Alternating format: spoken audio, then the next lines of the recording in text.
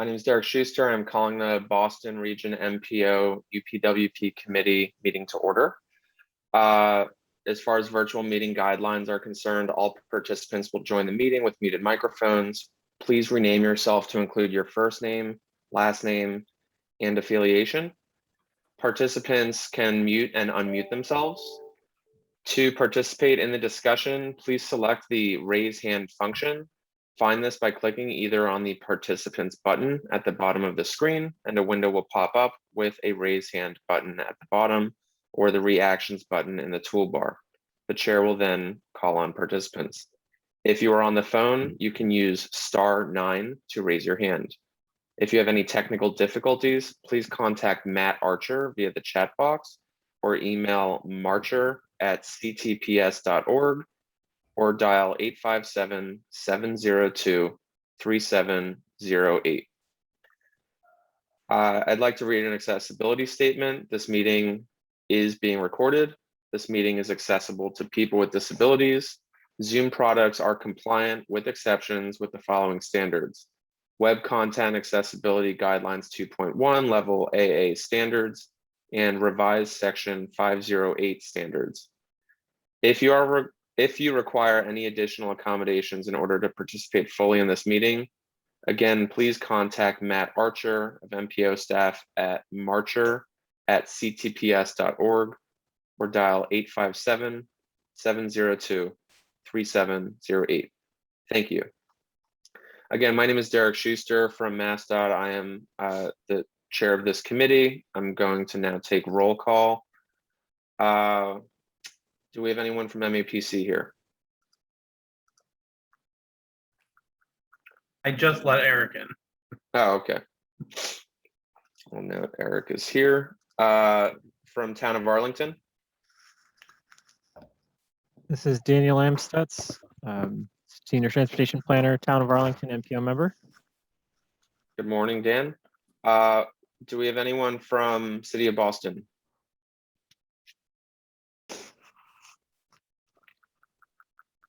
Hearing none. Do we have anyone from Framingham Metro West?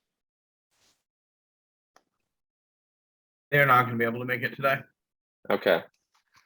From Medway, Swap.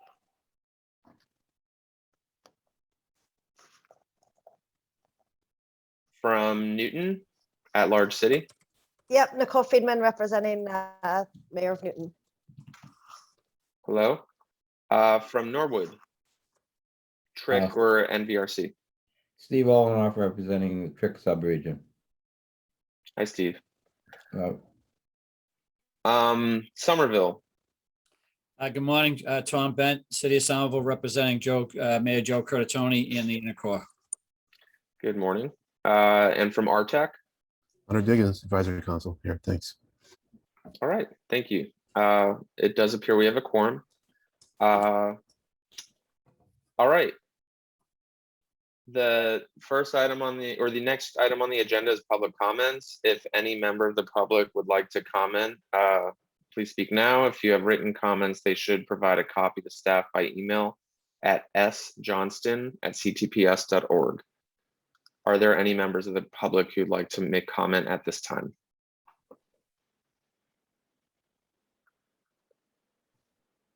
Seeing and hearing none, we're going to move on to the third item on the agenda, action items, summary of the August 19th, 2021 meeting. Sandy, is this you? Yeah, so just noting my thanks to Matt Archer for helping me put the summary of this meeting together, and would like to request that the committee vote to approve it. Happy to also take any amendments or comments that anyone has. Thank you, Sandy. I'll move to accept that. We have a first from Steve Olenoff. Do we have a second? See Eric raising his hand. I'll second that. Thank you, Eric. Are there any comments at this time? Hearing none, we'll do the roll call. MassDOT votes to approve. MAPC? Eric Barassa, yes. Arlington? Daniel Amstutz, yes. Newton? Nicole Friedman, yes. Westwood, TRIC? Steve on and off, yes. Somerville, Tom Bent, City of Somerville, yes. and Artak.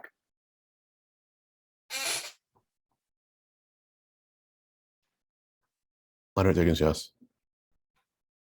Thank you. The motion passes. We'll move on to the next item on the agenda. Action item Amendment 1 to the FFY 2021 UPWP. Sandy, is this you? Yep.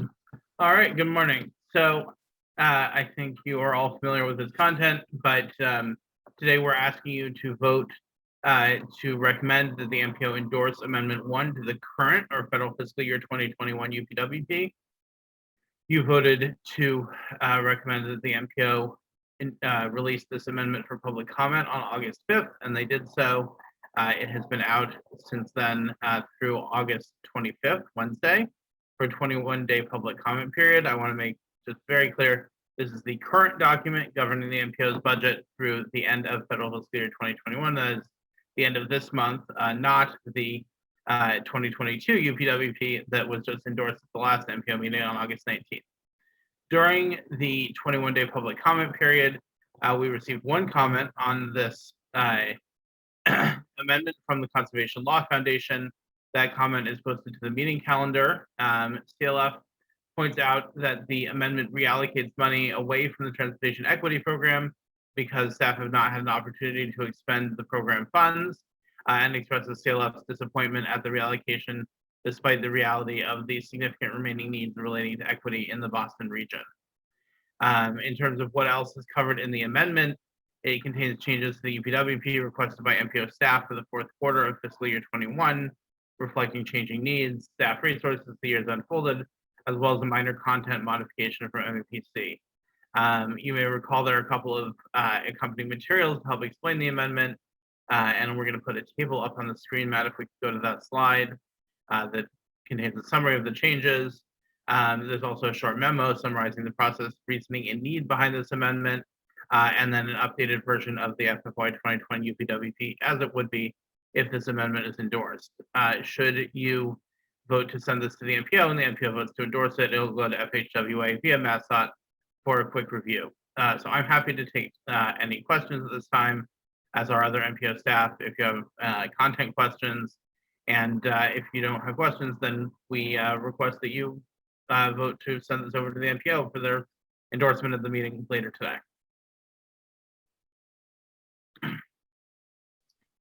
Thank you, Sandy. I see Dan's hand raised. Thank you. I'm happy to make that motion to recommend this to the board for approval. I did have a brief question about the materials online. One of the attachment 2 is a memo about just explaining what these changes are, and then attachment 3 is, I think, I guess an updated draft of the entire UPWP. Where does if I go to that much bigger document, where would this change actually show up? So in the past, what we've done is produce a kind of a third version of the UPWP. We have the original one pre-amendment, we have the finished version post-amendment, and we have an intermediate version that actually shows red lines, a redlined copy of where we're making the changes. And in our discussions with MassDOT this year, we decided not to produce the redlined version. So we don't actually have that version that goes through and shows where all of the changes are. Now, if the committee wants to direct us as staff to produce that for future amendments, we can go back to that. It's just a little bit more work. So is the one that's online the one that's like the finalized, what would look final? Correct. Right. So Okay. the attachment 3 there is how it will look after the amendment is endorsed and the changes are made, incorporating all of those changes.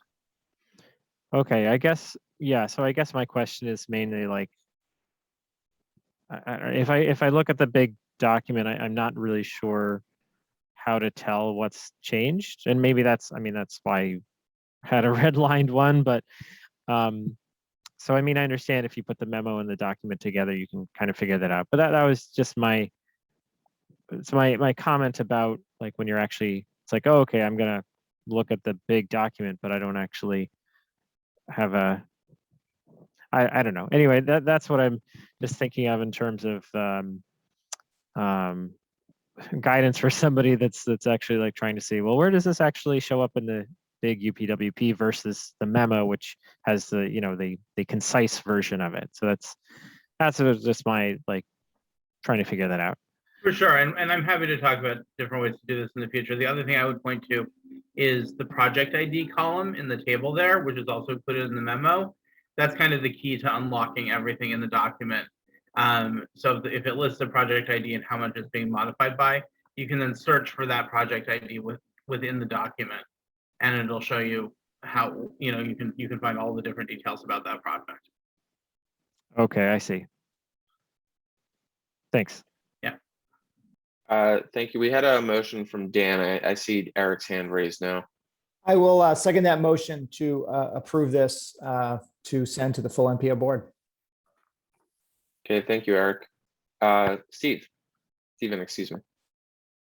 Yeah, so just to clarify that, so if we actually go and look at the UPWP, the only thing that would be different is the dollar number under each of those various projects. And Except for a very minor change in chapter 7 in the MAPC material that's explained in the memo. okay. But yeah, it's basically, it's only changing numbers this year. There's no modifications to content. Yeah, so what we have in front of us is a lot more because you have the actual change, you have the previous, and you have the new number, which if you go to the UPWP document, you won't get the old number. You'll only get the new number. And Right, so we have the comments explaining it too. Right. Currently, the old UPWP, well, in theory, the current UPWP still is still on the MPO website, and the one that's on the meeting calendar is the one is how it will look once the amendment is endorsed. Yeah, and I appreciate the CLF's comments, but we have to explain to them that, you know, this is what, one more month, and this was really reflecting what's happened as far as staff availability, rather than pretty much what you're going to do, given that there's only 30 days left in this UPWP period. Thank you. Thank you, Stephen. I see Lenny's hand raised. Thank you, Mr. Chair. I mean, so yeah, I was just going to ask you, was CLF sent a response? Yeah, so they Okay. received a response, I think, from Betsy, because the letter actually went to Betsy and Taken. Yeah, great. And I don't know, Jonathan, did you want to speak to anything else that we're doing to respond to the comment, or Annette? Sure, I can do that. You know, right now we're not sacrificing any equity work. We're just in the midst of updating, you know, with Kate White leaving and doing some alternative staff bandwidth. We will be keeping our commitment to the equity program. Thanks. Yeah, just really appreciate the eyes of CLF and the public on us. I mean, so thank you, Jonathan. Thank you. All right, thank you, Lenny. Are there any other comments at this time or questions? Okay, hearing none, we'll go down the list. MassDOT votes to support this. MAPC. Eric Barassa, yes. Okay, Arlington. Daniel Amstutz, yes. Newton.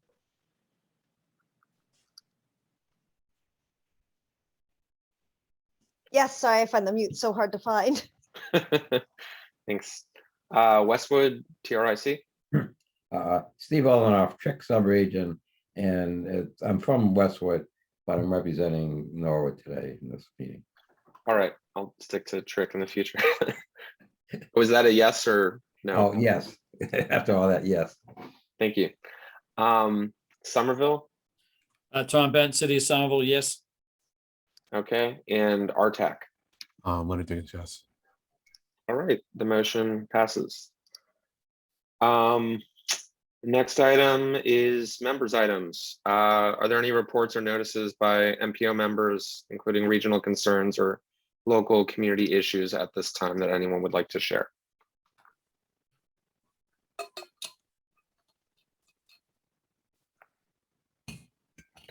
Hearing none, we will move on to the next item, next meeting.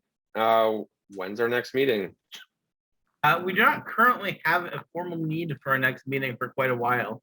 Usually there is a bit of a lull in the UPWP committee calendar in the fall months. My suggestion at this point would be that perhaps staff will come back with a report on some outstanding items such as scoping 2022 studies and maybe some of the work that we're tackling on congestion pricing through other budget lines, since we didn't include that as a discrete study at some point in the fall.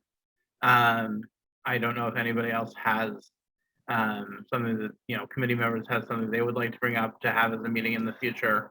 We're obviously happy to support anything the committee would like to do between now and really January. I had a quick question actually, and then I see Eric's hand raised. We'll go to Eric next. So for the changes that we're recommending to the MPO later this morning, following the amendment, when do you anticipate that affecting the FFY 2022 UPWP, or does it already capture that anticipated work that we're saying will happen in the next fiscal year? These changes should not affect the 2022 UPWP at all. These are just about the 2021. Right, but if you go back a few slides to the summary of it, where the comments say like the first half dozen tasks that were in red, that work will happen in FFY 2022, is there any difference in the work happening in 2022, not in terms of funds programmed, but the work itself, or is that already captured in the FFY 2022 UPWP? It's already all captured in the 22 UPWP. Okay, I just wanted to clarify that. Thank you. Eric. Yeah, thank you. I just wanted to remind members that over the next couple months, all the subregions will have MPO staff come and we'll have a conversation about UPWP development for FY federal fiscal year 23. 22? No, 23. I'm just laughing that we're already thinking about 2023. Yeah, 23. I was like, it's 23, right?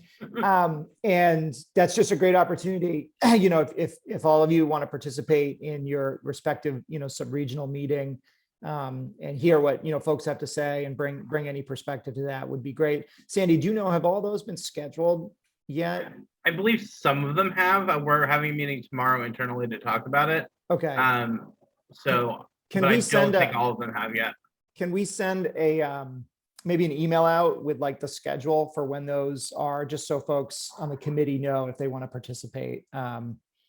Absolutely. And we've had members of this committee come to those meetings before, and it's been great. So once I'll double check, see where we are with scheduling all of them, and then we'll make sure to send it out. Thank you. Thank you, Eric. I had one more question for Sandy. If we're gonna have a gap between now and the next meeting, do we keep the placeholder on our calendar every couple of weeks moving forward, or no? Okay. No, this committee meets on kind of an as needed basis rather than any regularly scheduled recurring meeting. Every 2 weeks is actually very irregular for this committee. Okay. So given that, enjoy the hour every couple of weeks off until we hear otherwise from MPO staff on when to meet next. But it sounds like it'll be sometime during the winter. Yeah, but please, anybody who does, if you have something you'd like to discuss with the committee, please let the chair and I know if you'd like us to come together, because we can do that. All right. Thank you, everyone. Is there a motion to adjourn this meeting? I'll make a motion to adjourn. Thank you, Eric. Thank you, Tom. Are all in favor? Please say aye. Yes. Aye. All right. See you all at the MPO meeting. Thank you. Thank Well, you, everyone. See you Thank guys. you.